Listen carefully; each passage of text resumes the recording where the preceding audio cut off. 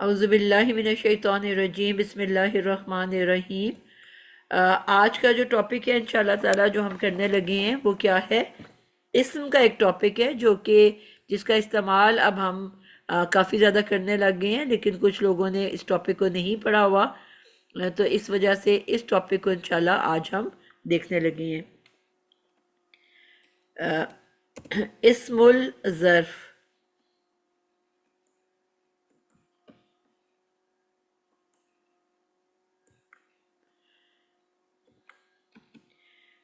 Pronunciation کو بھی ہم تھوڑا سا دیکھیں گے، کیونکہ اکثر یہ بات ہوتی ہے بچپن سے جو ہم لوگ ہم میں اپنی بات کر رہی ہوں، ہم ای سم پڑھا کرتے تھے، ٹھیک ہے، اسم اسم، لیکن اب ہمیں پتہ چلا کہ یہ اس سین کے اوپر ساکن ہے۔ اس من، بیسیکلی یہ اصل ورڈ ہے اس من، اور اگر جیسے کہ ہمیں پتہ ہے کہ ہم جب کسی لفظ کے اوپر فل سٹاپ لگاتے ہیں یا رک جاتے ہیں تو آخری حرکت کو نہیں پڑھا جاتا، تو جب نہیں پڑھا جاتا تو ہم اس کو کیسے بولیں گے؟ سین پہ بھی ساکن اور میم پہ بھی ساکن، تو اس سین ساکن اور آگے میم کی ساؤنڈ صرف نکال دیں گے، اسم اسم، تو اس کو اس طرح سے بولا جاتا ہے، جو کہ ہم اکثر اسم اسم کہہ دیتے ہیں۔ اور جب ہم اس کو ہلکا پھلکا لکھیں گے تو یہ کیسے لکھا جائے گا؟ اس منہ، یعنی کہ جو اس کی تنوین ہے وہ ختم کر دی جائے گی، اس مل اس مز، ہم اردو کے سٹائل میں اکثر بول جاتے ہیں، جبکہ اب جب ہمیں پتہ ہے کہ مرکب اضافی کیسے لکھا جاتا ہے، مضاف پلس مضاف الیہ، مضاف ہلکا پھلکا ہوتا ہے ہمیشہ، نہ ال ہوتا ہے نہ تنوین ہوتا ہے، اس منہ ہلکا پھلکا ہے، نہ ال ہے نہ تنوین ہے، اور آگے جو ظرف کا ورڈ ہے وہ پورا کا پورا ال کے ساتھ لکھا جائے گا۔ اور جو ہم نے تا ظا اس کے بارے میں پڑھا تھا کہ ال کے ساتھ جب بھی کوئی حرف آتا ہے یا وہ شمسی ہوتا ہے یا وہ قمری ہوتا ہے۔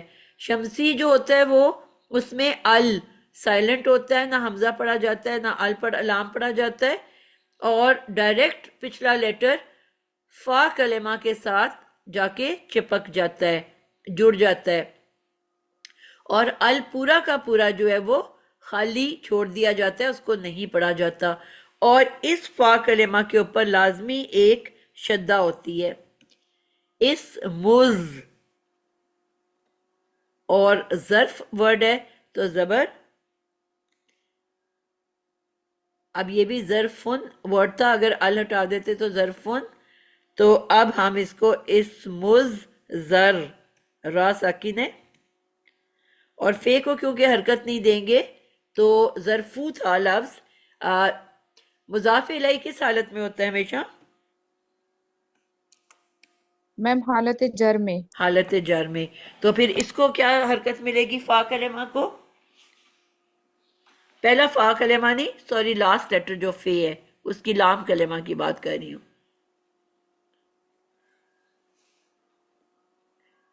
اس مز ظرفی، ال کے ساتھ تنوین حرام ہے، لیکن مضاف الیہ ہمیشہ زیر کی حالت میں ہوتا ہے، ہر اسم پیش کی حالت میں ہوتا ہے، تو پہلا اسم پیش کی حالت میں ہے، لیکن مضاف الیہ ہمیشہ زیر کی حالت میں ہوتا ہے، جری حالت میں ہوتا ہے، تو وہ زیر والا ہے۔ اور صاد ضاد تا ضا یہ شمسی حروف کے گروپ میں آتا ہے، اس سے اس پہ ایک شدہ پڑی ہوئی ہے، اور ال کو نہیں پڑھا جائے گا، اور اس کو ڈائریکٹ میم کو، اسم کے میم کو ضا کے ساتھ جوڑ دیا جائے گا، تو بن گیا اسم ظرفی، اور اگر ہم یہاں فل سٹاپ دے رہے ہیں تو فا کی زیر بھی نہیں پڑی جائے گی، اسم ظرف، اس طرح سے اس کو بولا اور پڑھا جائے گا۔ عموماً ہم ایسا نہیں کر رہے ہوتے، اسم ظرف بول دیتے ہیں نا، ایسے کہہ دیتے ہیں نا اسم ظرف، اردو بول رہے ہیں ہم اردو سٹائل میں بول دیتے ہیں۔ اور یہ ہے مضاف اور مضاف الیہ اور مرکب اضافی.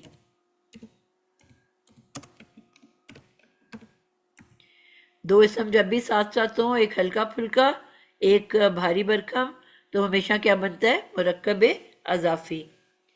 دو اسم جب بھی ساتھ ساتھ ہوں، پہلا ہلکا پھلکا اور دوسرا اس میں جو آپ کے جو کیا کہتے ہیں، ہوا ہما ہم کو کیا کہتے ہیں؟ اسم نہیں میم، ان کو بولتے ہیں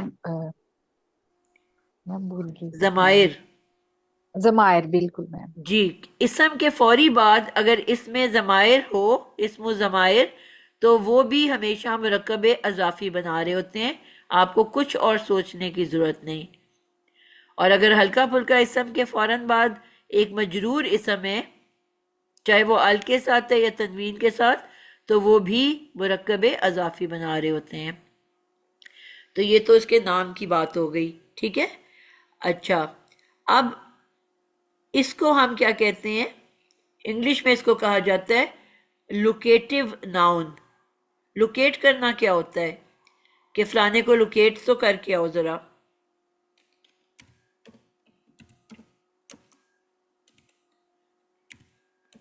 لوکیٹ کرنا کا مطلب ہوتا ہے تلاش کرنا، ڈھونڈنا. تو یہ اس کو انگلش میں کہا جاتا ہے لوکیٹو ناؤن. تو کیا مطلب؟ کہ آپ نے لوکیٹ کرنا ہے، آپ نے تلاش کرنا ہے کہ جو ایکشن کیا گیا وہ کس ٹائم کیا گیا اور کس جگہ کیا گیا. سمجھو کہ ایک جاسوس ہے، ایک قتل ہوا ہے، تو وہ کیا کرے گا؟ کیا تلاش کرے گا؟ جب وہ اپنی پوری وہ کیس بنا رہا ہوگا کہ کس جگہ پہ قتل ہوا، ٹھیک ہے، شہر کون سا تھا، شہر کا علاقہ کون سا تھا، وہاں پہ گھر میں ہوا، مسجد میں ہوا، مارکیٹ میں ہوا، کون سی جگہ پہ قتل ہوا. تو وہ جو قتل ایکشن کی جگہ ہے وہ بھی اسم ظرف کہلاتی ہے. ان کے آپ لوکیٹ کر رہے ہو، آپ ڈھونڈ رہے ہو، آپ فائنڈ آؤٹ کر رہے ہو، آپ سوال کا جواب ڈھونڈ رہے ہو کہ جو ایکشن ہوا قتل کرنے کا، پڑھانے کا، لکھنے کا، سونے کا، جاگنے کا، کھانے کا، وہ کہاں ہوا، کس جگہ پہ ہوا، ٹھیک ہے. اور ایک آپ یہ کہہ رہے ہو کہ کس ٹائم پہ ہوا. کیا یہ قتل صبح صبح ہوا یا دوپہر میں ہوا یا شام میں ہوا، 5 بجے ہوا کہ 11 بجے ہوا، اے ایم تھا کہ پی ایم تھا. تو یہ دو چیزوں کا جو جواب ہوتا ہے، آپ لوکیٹ کر رہے ہو، فائنڈ کر رہے ہو، ڈھونڈ رہے ہو، تو انگلش میں اس کو کہیں گے لوکیٹو ناؤن اور اردو میں اسم الظرف. اب اس میں اس کے فردر دو حصے ہیں، دو پارٹس ہیں. اے نمبر پہ 1 اور بی.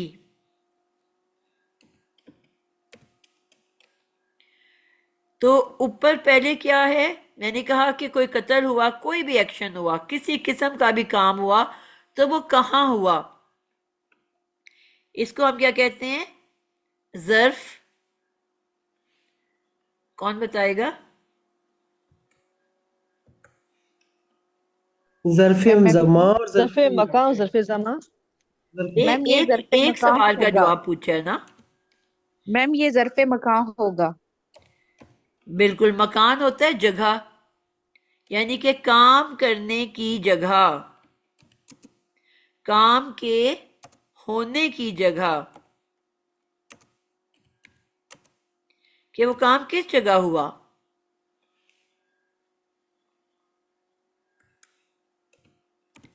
ٹھیک ہے، کام کے ہونے کی جگہ ظرف مکان کہلاتا ہے. اور ظرف زمان زمانے سے ہو گیا، وہ مقام رہنے کی جگہ، اور یہ زمانہ کام کے ہونے کا وقت.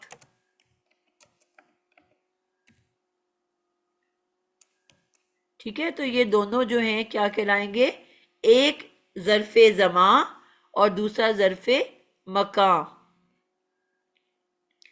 تو یہ دونوں آپ کے اسم الظرف کہلاتے ہیں.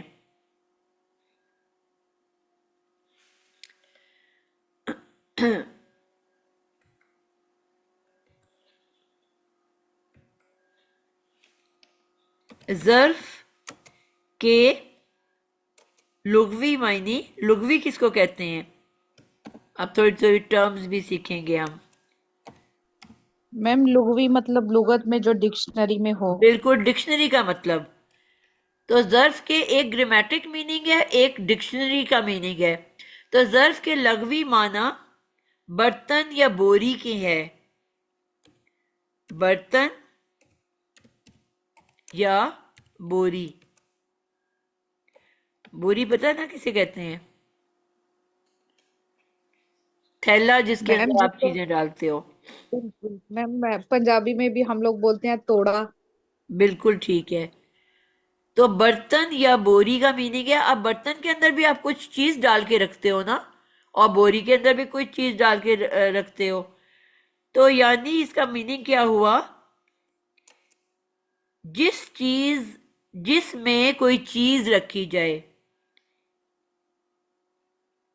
جس میں کوئی چیز رکھی جائے. میم میم ظروف اسکرین سے بھی یاد ابھی کیا آ جا رہی ہے. سکتا ہے. میم جی اسکرین ایک سائڈ پہ ہو گئی ہے ظروف ساری. سے میں ابھی دیکھتی ہوں. میں نے کہا ظروف سے بھی یاد کیا جا سکتا ہے. بالکل ٹھیک ہے. بچپن میں ہم پڑھتے تھے نا زوئے ظروف. بالکل زبردست مثال دی ہے.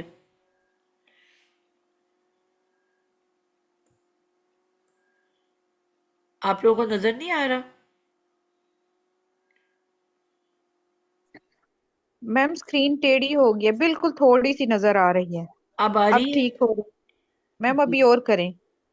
میں تو فل کھول دی ہے. آپ اپنے اسکرین کو باقی رائٹ لیفٹ نہیں کرو. میم ہمیں تو ٹھیک آ رہی ہے. آپ اپنی آپ اسکرین اپنی کو چھیڑو. اسکرین کو ٹھیک کریں تو ٹھیک ہو جائے گی. اپنی اسکرین کو لیبل کر لیں. رائٹ لیفٹ ہلاؤ نا، آپ کی اسکرین آدھی کھلی ہوئی ہے. ٹھیک ہے میم میں چیک کرتی ہوں. جی. ظرف کے لغوی معنی برتن یا بوری، یعنی جس میں کوئی چیز رکھی جائے. اور عربی میں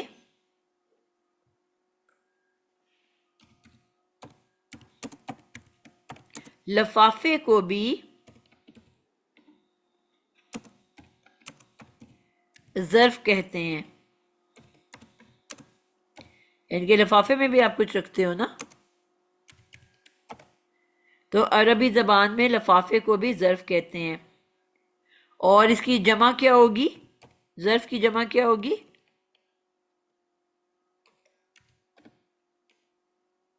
ظروف. ظروف. زو، ذا کے اوپر پیش ہے. ظروف. ٹھیک ہے. یہ شاید ہم بولا کرتے تھے بچپن میں، ذا ظروف، اور بہت سارے برتن کی تصویر ہوتی تھی.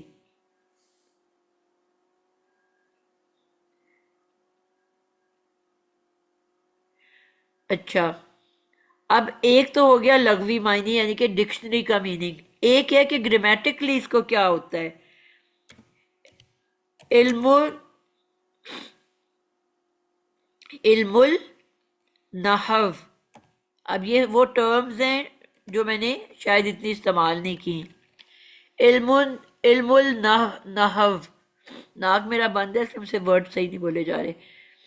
جی.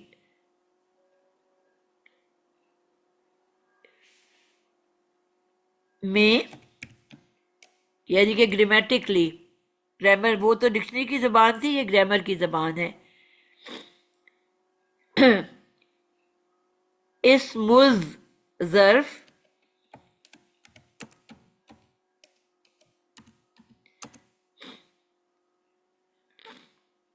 کا مطلب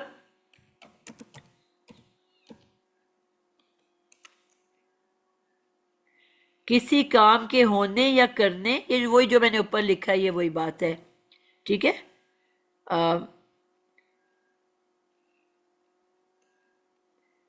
کام کے ہونے یا کرنے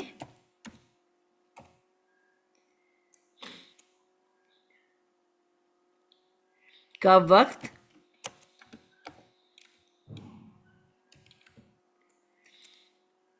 یا اس کی جگہ.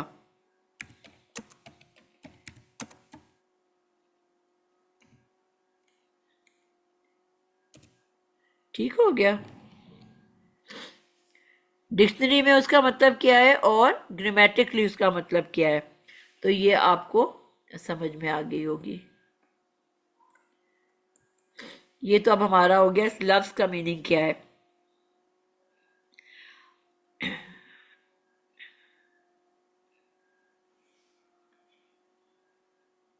پھر وہی والی بات کہ اس کے دو نام ہیں، یہ بھی میں اوپر لکھوا چکی ہوئی ہوں کہ ظرف زمان اور ظرف مکان.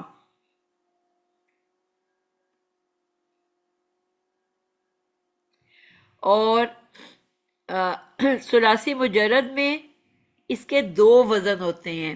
ہم نے پڑھا نا ثلاثی مجرد اور مزید فی، دو طرح کے ہم نے گروپ پڑھے.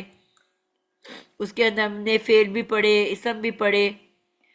تو ثلاثی مجرد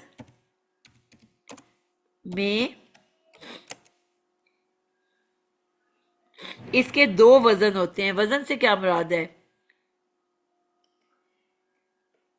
میم سانچہ یا پیمانہ. بالکل. اس ثلاثی مجرد میں اس کے صرف دو ہی یہ وزن کے اوپر آئے گا.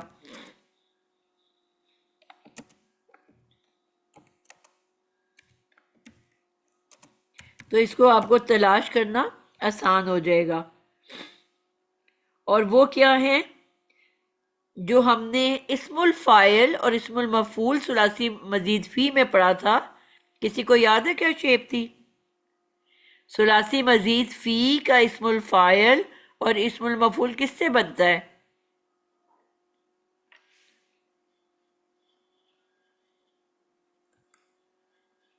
کون بتائے گا؟ ثلاثی مزید فی کا اسم الفاعل اور اسم المفعول کا وزن کیا ہے؟ ثلاثی مجرد سے مزید فی کی بات کر رہی ہوں بیٹا. یاد ہے کسی کو؟ آپ یہ بتاؤ کہ اسم الفاعل اور مفعول کس سے بنتا ہے؟ فعل سے. پورا بولو. فعل کون سے فعل سے؟ فعل فعل ماضی. نہیں بیٹا، فعل نہیں مضارع تو اس سے میں فعل پانچ مضارع سے چیزیں، معاف کریں. بالکل بالکل فعل فعل مضارع سے مضارع بنتا ہے سے جس کو پانچوں چیزیں بنتی ہیں: مضارع مجہول، فعل امر، فعل نہیں، اسم الفاعل اور اسم المفعول. پانچوں چیزیں جی فعل مضارع سے بنتی ہیں. مثلا اگر ہمارا ورڈ تھا، یہ ثلاثی مزید فی کی بات کر رہی ہوں، باب، اگر استفعال کی بات کریں، باب استفعال، تو آپ کا مضارع کا شروع میں یہ علامت مضارع ہوگی. کوئی مجھے بتائے گا سینتے مضارع سے پہلے آتا ہے کہ بعد آتا ہے؟ پہلے آتا ہے. پہلے علامت مضارع آئے گی کہ سینتے آئے گا؟ پہلے علامت مظاہرے جی. یس تو نستعین، ہوتا ہے نا، پھر بعد میں استین بعد میں ہوتا ہے نا. نستعین آپ سورۃ فاتحہ میں کتنی دفعہ پڑھتے ہو؟ ایاک نعبد و ایاک، علامت مضارع پہلے آئی ہے کہ سینتے پہلے آئے ہے؟ حرف مضارع، علامت مضارع. جی ٹھیک ہے. تو یعنی کہ علامت مضارع پہلے آتا ہے. تو اگر ہم اس کو بنائیں، آپ کے پاس ورڈ ہے نستعین، ٹھیک ہے، یہ آپ کا فعل مضارع ہے. اس کو اگر ہم نے بنانا ہے اسم الفاعل یا اسم المفعول، تو طریقہ کیا سیکھا تھا کہ علامت مضارع ہٹا کے شروع میں کیا لگا دیتے ہیں؟ میم پیش منہ. نستعین، سین ساکن مستعین اینا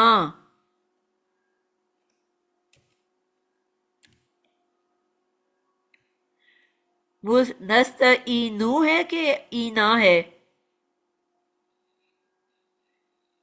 ایاک نعبد و ایاک نستعین نون کی کیا حرکت ہے؟ میم نا نون آئے فتحہ گا. کے ساتھ ہے، آپ نے زبر کے دیکھا ہے ساتھ ہے، نستعین یہ اب آپ کا وَإِيَّاكَ نَسْتَعِينُ پیش ہے نا بیٹا، یہ یا نون کوئی پیش تسنیہ یا جمع والا تو نہیں ہے نا، یہ تو روٹ ورڈ کا نون پیش ہے.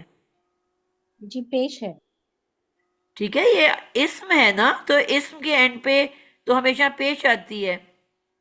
جی اور ہم نے کیا کہا تھا کہ مضارع کی یہ تان کو ہٹا کے، علامت کو ہٹا کے میم پہ منہ لگا دو اور اینڈ کو تنوین میں بدل دو، ایسے سیکھا تھا نا. تو آپ کا اسم الفاعل یا اسم المفعول بن جاتا ہے. مستعینن یہ اسم الفاعل ہے. پھر ہم نے کہا تھا دونوں ورڈ ایک جیسے لکھے ہوتے ہیں.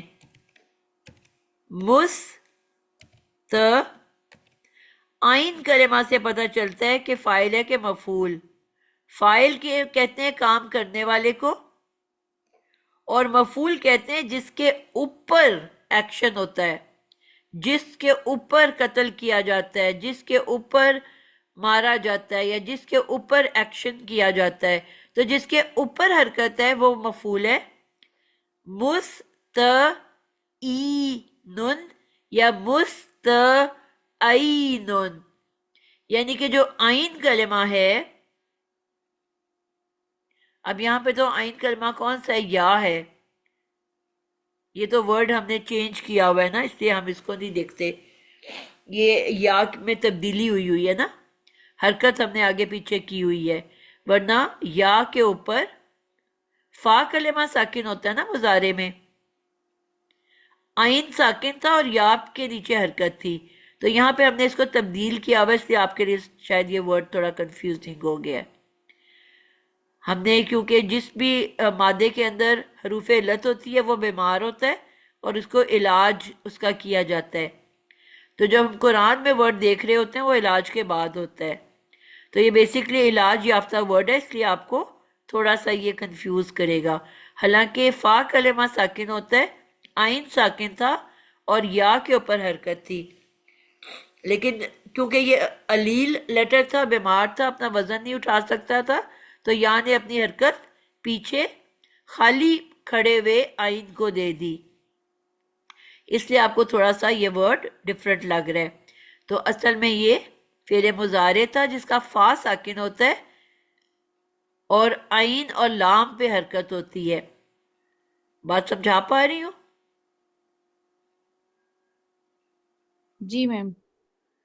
تو اب اس سے اب اس پہ بھی کانسنٹریٹ نہ کرو، صرف ہم نے یہ یاد رکھنا ہے کہ جو سینٹر والا لیٹر ہے اگر اس کے نیچے حرکت ہے تو وہ فاعل ہے، اگر اس کے اوپر حرکت ہے تو وہ مفعول ہے.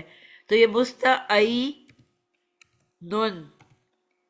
تو صرف جو اس کا سینٹر والا لیٹر ہے اس کی حرکت سے پتہ چلے گا کہ یہ فاعل ہے کہ مفعول. تو یہ جو سانچہ ہے یہ تو مزید فی کا ہے نا، یہ اس کا تو نہیں ہے،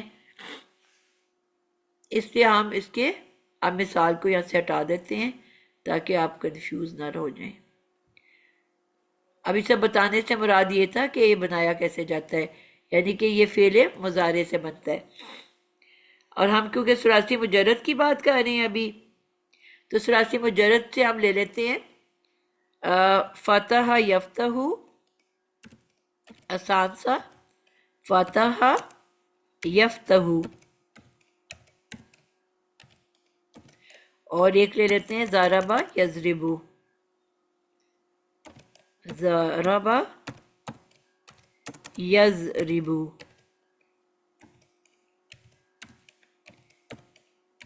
کیونکہ یہ رول تو ہم ثلاثی مجرد کا پڑھ رہے ہیں نا، کہ اس کے دو ثلاثی مجرد میں اسم الظرف کے دو پیٹرن ہوتے ہیں. اب ایک ہمارے پاس آ گیا یفتہو اور ایک آ گیا یضربو. اس کو سب سے پہلے ہم نے اسم الفائل بنانا ہے. شازیہ ندیم آپ بتاؤ گے یفتہو کو کیسے بناؤ گے, کیا کرو گے اس کو؟ اسم الفائل اسٹیپ نمبر 1 کیا ہے؟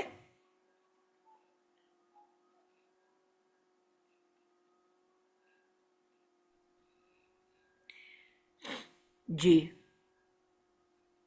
نفیسہ آپ بتاؤ.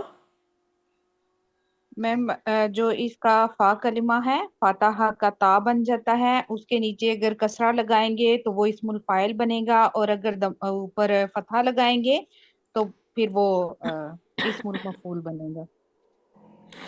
جی اچھا, اب ہم نے یہ کہا کہ اس کا جو کہنے سے مراد یہ تھا کہ جو اسم الفاعل ہے اور اسم المفعول ہے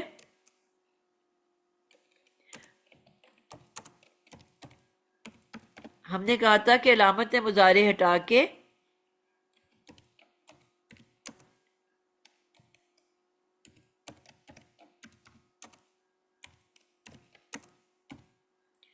شروع میں کیا لگا دیں گے؟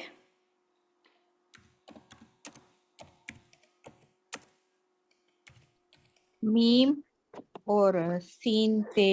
نہیں بیٹا, ہم سین سے کی تو بات ہی نہیں کر رہے, صرف آپ کو یہ کہا ہے کہ علامت مضارع ہٹا کے شروع میں میم پیش منہ کا اضافہ کر دیا جاتا ہے.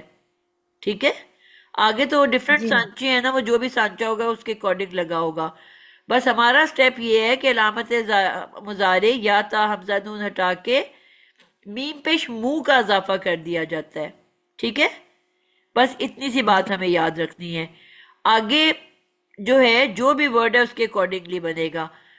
تو شروع میں بس میم پیش منہ لگے گا. تو اب اگر شروع میں میم پیش منہ ہوگا تو وہ اسم الفاعل یا اسم المفعول ہوگا. ٹھیک ہے, یہ اس کی نشانی ہے کہ یہ تان کو ہٹا کے میم پیش منہ لگا دیتے ہیں. لیکن جو یہاں پہ سانچے دو ہیں ہمارے پاس وہ اس سے برعکس ہیں. جو ہمارے پاس یہاں پہ سانچے بننے ہیں اسم ظرف کے, اسم الظرف کے,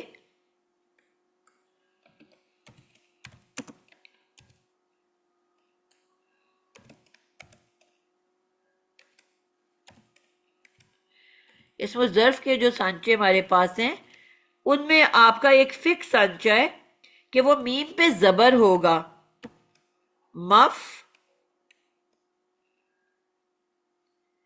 مفعل یا مفعیل.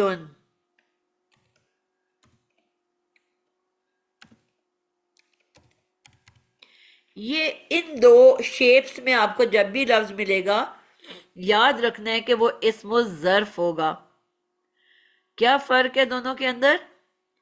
اگر وہ اسم الفاعل یا اسم المفعول ہوگا تو شروع میں میم پیش منہ کا ہونا ضروری ہے, میم پہ پیش کا ہونا ضروری ہے. لیکن اسم الظرف جو ہے اس کا میم آپ غور سے دیکھو کہ زبر والا ہے. مفعل یا مفعیل. کلیئر ہے؟ جی میم اب سمجھ آ گئی ہے. تو جب بھی آپ کا اسم الظرف ہوگا تو اس کی میم پہ زبر ہوگی, اور اگر میم پیش منہ ہوگا تو وہ اسم الفاعل یا اسم المفعول مان رہا ہوگا. بس اس پوائنٹ کو یاد رکھنا ہے آپ نے.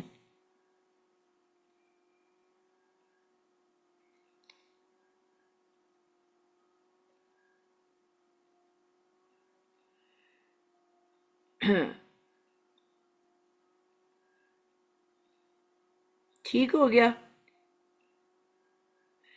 اوکے.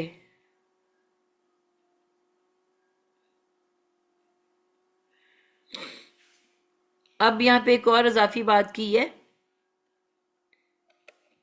کہ باب یاد رکھنا اتنا ضروری نہیں ہے, لیکن ویسے اگر جو ایڈوانس جاننا چاہتے ہیں ان کے لیے ضروری ہے کہ باب فاتحہ اور سامیہ،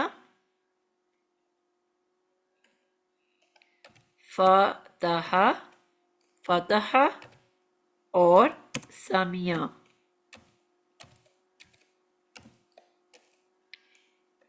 اس کا اسم الظرف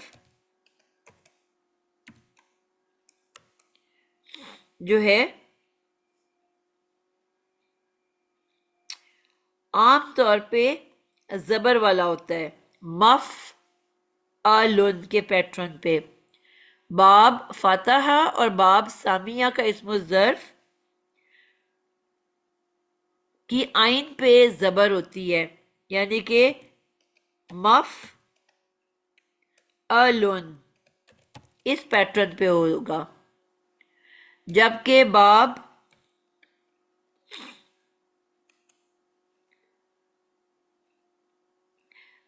جو ضربہ اور حاسبہ ہے وہ مفعلن کے وزن پہ ہوتا ہے. باب ضربہ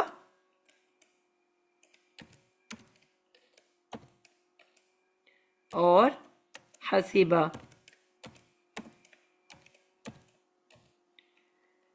ان کا اسم الظرف کس پہ ہوتا ہے؟ زیر والا، مفعیلن کے وزن پہ.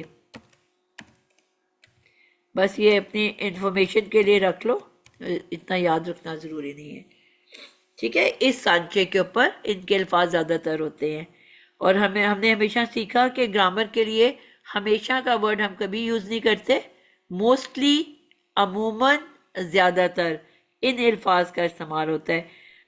اچھا میم، جو باب فتح ہے اس میں تینوں پہ فتح زبر ہے نا، اور جی یعنی عین، لام اور کیا ہے، فے، عین اور لام تینوں کلمے پہ فتح ہے، جبکہ سمیہ میں عین کلمے پہ زیر ہے. صحیح. ایسا ہی ہے نا؟ تو اس کا اس میں ضرب جو ہوگا وہ زبر کے ساتھ ہوگا. اور دربہ میں بھی اسی طرح ہی تینوں فتح کے ساتھ ہے، اور حسیبہ میں ایک عین کلمہ جو ہے وہ زیر کے ساتھ ہے، اور ان کا اس پہ ضرب مفعیلہ کے اس پہ ہوگا، یعنی ایک ایک ان میں اپوزٹ اس کے ساتھ ہے نا. ایسا ہی ہے نا؟ بالکل ایسا ہی ہے. اچھا ٹھیک ہو گیا. ٹھیک ہو گیا جی، یہاں تک آپ کو بات سمجھ میں آ گئی؟ اور انہوں نے یہ کہا کہ بہت سے ایسے الفاظ آپ کو ملیں گے جو اس قاعدے کے خلاف بھی جائیں گے، تو اس لیے ہم نے کہا کہ کوئی بھی چیز کے لیے ہم ہمیشہ کا قاعدہ نہیں بولتے، عموماً، موسٹلی، زیادہ تر ایسے الفاظ ہم استعمال کرتے ہیں. مثلا ہمارے پاس ایک لفظ ہے، ابھی اس کی ڈیٹیل میں نہیں جاتے، اب ہم صرف بات کرتے ہیں الفاظ کی. مثلا ہمارے پاس لفظ ہے مشرق، مشرق. اب ہم بولتے ہیں رک ہے نا، ورنہ تو کیا لفظ ہے، اسم ہے تو مشرقن، مغربن، یعنی کہ دونوں زیر والے ہیں، مشرق مغرب. مشرق تو نہیں کہتے نا آپ، مغرب تو نہیں کہتے، مشرق مغرب. مسجد، اب یہ میم پیش منہ ہے یا میم زبر ہے؟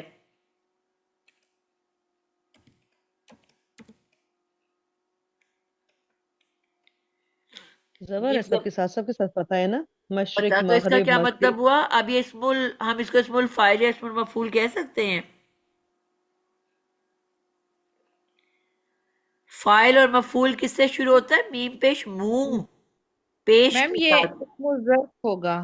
جی میں یہ فرق ہی آپ کو اس سے بتانا چاہ رہی ہوں کہ آپ لوگ کبھی کنفیوز نہ ہو ایک جیسے لفظ دیکھ کے. آپ کو کہنا کہ حرکات بھی آپ سے باتیں کرتی ہیں، تو اب یہ بات کر رہی ہیں نا، آپ کو میسج دے رہی ہیں. ٹھیک ہے، اور کیونکہ یہ اسم لفظ ہے تو ان کی مؤنث بھی ہو سکتی ہے، اسم کی تو جنس بھی ہوتی ہے. تو اب کیا ہے کہ اگر آپ کو اس میں مذکر مؤنث دونوں بھی پائے جا سکتے ہیں. مثلاً کہ مسجد کو تو ہم مذکر لیتے ہیں اس لیے اس کو مؤنث نہیں بنائیں گے، لیکن کچھ ایسے ورڈ بھی ہیں جس میں آپ کو مذکر اور مؤنث دونوں بھی ملیں گے. مفعلن بھی ہو سکتا ہے، مفعلن بھی ہو سکتا ہے، اور اس کی مؤنث کی ایک اور شیپ بھی مفعلتن،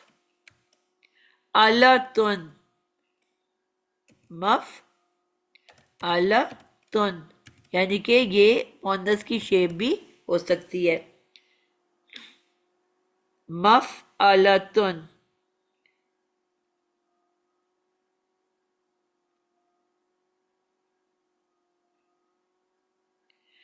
اور اب اگلا پوائنٹ جو ہے وہ کیا ہے، اہم پوائنٹ،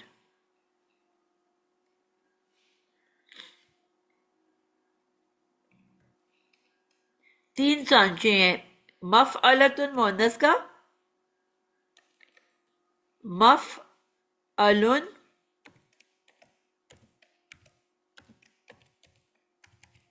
مفعیلن،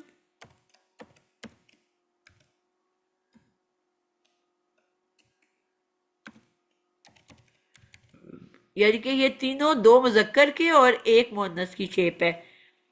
ان تینوں کا جب جمع بنایا جائے گا، یہ تو واحد ہے نا، ان تینوں کو جب آپ پلورل بناؤ گے تو ان تینوں کی ایک ہی شکل بنے گی. وہ کیا ہے؟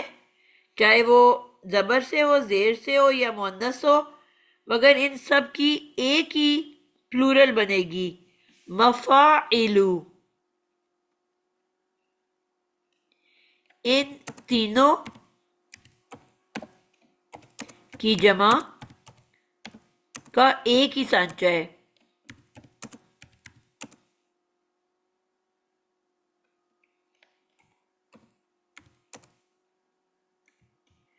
کیا ہے؟ اب اس پہ بھی آپ دیکھ رہے ہو زبر ہے میم پہ،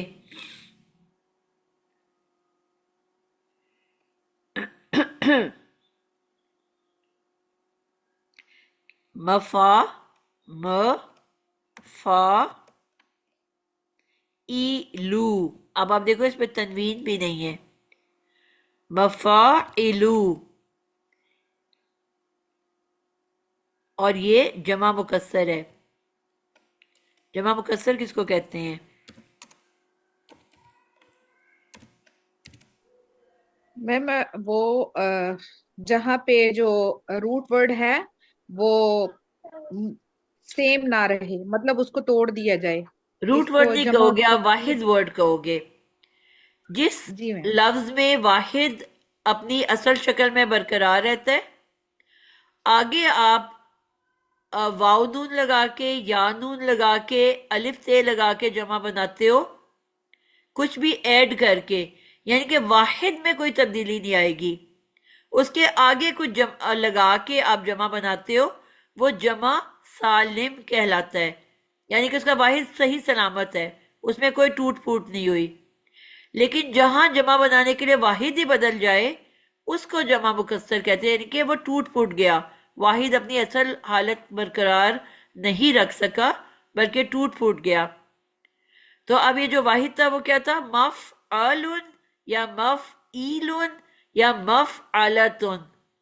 اب یہاں پہ وہ واحد شکل تو کوئی بھی قائم نہیں ہے نا، بیچ میں ایک الف آ گیا، مفاعلو، تو ایک بالکل نئی شکل آ گئی جمع کی، واحد اس میں نظر نہیں آ رہا. تو ایسا لفظ جس میں واحد اپنی شکل کھو دے، جس کا واحد گم جائے، ٹوٹ پھوٹ جائے، وہ جمع مکسر کہلاتا ہے. اور وہ میم تمام اس کا جمع الفاظ جس میں واحد اپنی اصل کو برقرار رکھے، آگے کچھ اضافہ کر کے جمع بنایا جائے، مثلا واو نون، یا نون، الف تے، تو وہ جمع سالم کہلاتا ہے. تو اب یہ تین طرح کے واحد ہیں، لیکن ان تینوں کی جمع کی ایک ہی شکل ہے، اسی شیپ میں اس کی جمع بنے گی. میم ایک منٹ، جی میم اگر میں غلط نہیں ہوں تو اس کا دوسرا نام جمع تکسیر بھی ہے نا؟ जमा क्या? जमा तकसीर, अल तकसीर जैसे लिखा जाता है तो वो शद्दा के साथ आ गया तो हरूफे शमसी बन गए, तो आइन को ता के साथ मिला के पढ़ा जाता है। मैम ऐसे ही है ना? वो इससे ताल्लुक नहीं है, या मैं आपकी बात को नहीं समझ पा रही। इसको हम देख लेते हैं, ठीक है? मैम एक तो इसको जमा मुकस्सर बोलते हैं ना, जी। और दूसरा नाम, मैम मैं थोड़ी सी कंफ्यूज हूँ, बस इसीलिए कंफर्म करना चाहती थी। मैंने वो जमा मैंने सालिम। या तो पढ़ा नहीं या फिर मेरे दिमाग से निकल गया है। मैं इसको चेक कर लूंगी। ठीक आपने है कहीं पढ़ा है तो आप हमारे साथ शेयर कर देना, ताकि हमारे भी जी इल्म मैम, में इजाफा हो जाए। इंशाल्लाह। ठीक मैम है। मुझे लगता है कि जमा मुकस्सर को ही जमा तकसीर भी पढ़ा जाता है, और पहला जो आपने जमा सालिम बताया वो ठीक है। और दूसरा ठीक। जो है, मतलब इसकी दो अक़साम होती हैं जमा की, जमा सालिम और जमा मुकस्सर। और जहां तक मुझे याद है जमा मुकस्सर को जमा तकसीर भी पढ़ा जाता है। मैं एक दफा फिर से जी, चेक कर आपको लूंगी। इसलिए क्या है कि आप इस पे रिसर्च करो, और अगर आपको ये मिलता है कहीं पे लिखा हुआ तो हमारे साथ भी शेयर करो, ताकि मेरे भी जी इल्म मैम, में इजाफा हो और बाकियों के इल्म में भी इजाफा हो। इंशाल्लाह मैम। ठीक है, चलें, गुड। अच्छा, अब यहाँ तक आप सब लोगों को समझ आ गई कि इसम ज़र्फ क्या होता है, इसमो ज़र्फ, और आगे उसकी दो टाइप्स, ज़र्फ मकान और ज़र्फ ज़मा क्या होता है, और वो किन शेप्स में आपको मिलेगा। और ये भी हम सिर्फ ये शेप जो पढ़ रहे हैं ये सुलासी मुजर्रद की शेप है।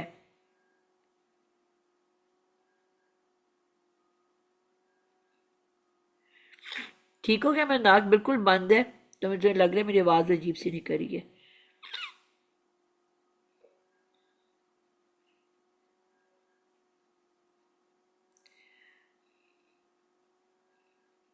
अच्छा,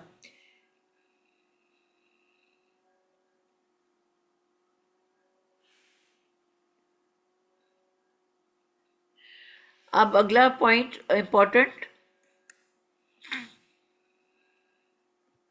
मजीद फी के बारे में हम देखते हैं। ये तो हमने पढ़ा है किसके लिए, सलासी मुजर्रद के लिए। अगर उसका टॉपिक लंबा है तो फिर वो नेक्स्ट टाइम रख लें, अभी ये नमाज का अच्छा, भी टाइम, टाइम। सॉरी, मैंने बिल्कुल टाइम नहीं देखा। जी जी, बिल्कुल, जरूर, इंशाल्लाह। क्योंकि मस्जिद फी पे आराम से समझ लेना इसको भी। जी जी बेटा, मैंने सलासी टाइम मुजर्रद बिल्कुल को। नहीं देखा। आप लोगों को मैंने कहा है कि मुझे बता दिया करो। ठीक हो गया? बस ये मैं एक लिख लूँ इसका, क्योंकि ये एक जुमले में ही है, फिर उसके जी जी बाद हम जी इसको बंद जी कर देंगे। जी जी जी। आपने जाने तो बेशक चले जाओ, फिर आप सुन लेना। नहीं नहीं, मैं देगा करती हूँ। हाँ, मजीद फी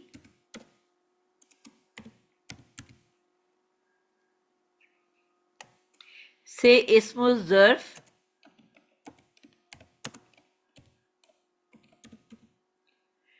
बनाने का कोई अलहदा कायदा नहीं है।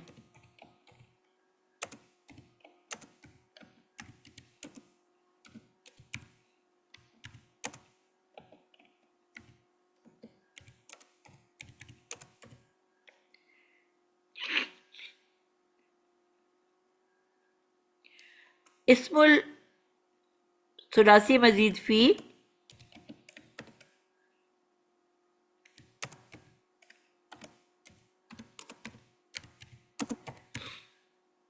से जो हम इस्मुल फाइल और मफूल बनाते हैं,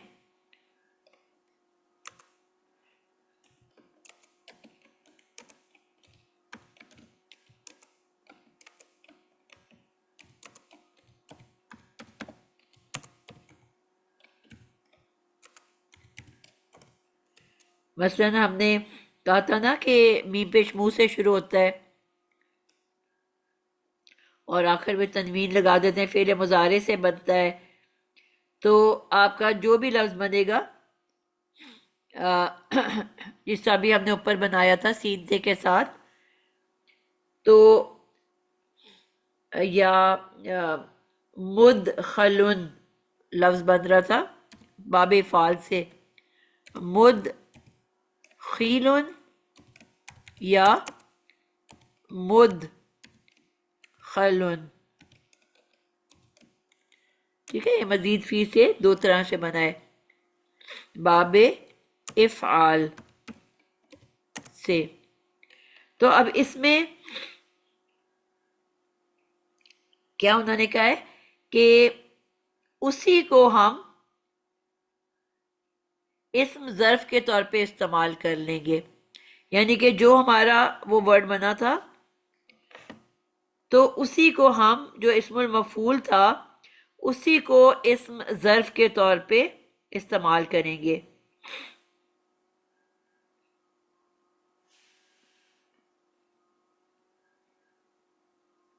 اور کیسے فیصلہ کریں گے کہ یہ فاعل مفعول ہے یا اسم ظرف ہے، وہ اس کے استعمال کے ترجمے سے وہ انشاءاللہ ہم پھر جو آپ کا لفظ مثلا ثلاثی مجرد میں بنا تھا مخرجن، تو وہ جب ادھر آئے گا تو وہ بن جائے گا، یا مدخلن تو وہ مدخلن۔ صرف زبر اور پیش کا فرق کر لیں گے، ثلاثی مجرد زبر کے ساتھ اور مزید فی پیش کے ساتھ۔ بات سمجھا پائی ہوں؟ تو اگر آپ کو پیش والی یہ شکل نظر آئے گی تو یہ مزید فی کا اسم ظرف ہے اور اسم الفاعل یا مفعول ہے، اور اگر وہ زبر سے ملے گا تو وہ ثلاثی مجرد کا اسم ظرف ہوگا۔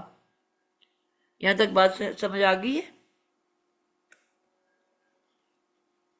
اس کو میں یہاں پہ جی کر میم۔ رہی ہوں، زبر اور پیش کے فرق کو یاد رکھنا ہے۔ چلیں جی، آج کے لیے اتنے ہی رکھتے ہیں، انشاءاللہ پھر ہم قرآن پہ دیکھیں گے تو ہمیں اور زیادہ سمجھ آئے گی۔ السلام علیکم میم، وعلیکم السلام۔ کیسی ہیں آپ؟ ٹھیک ہیں؟ بالکل ٹھیک، جو جانا جا سکتا ہے جائے، اور جس نے کوئی سوال کرنا ہے وہ کر سکتا ہے۔ جی میم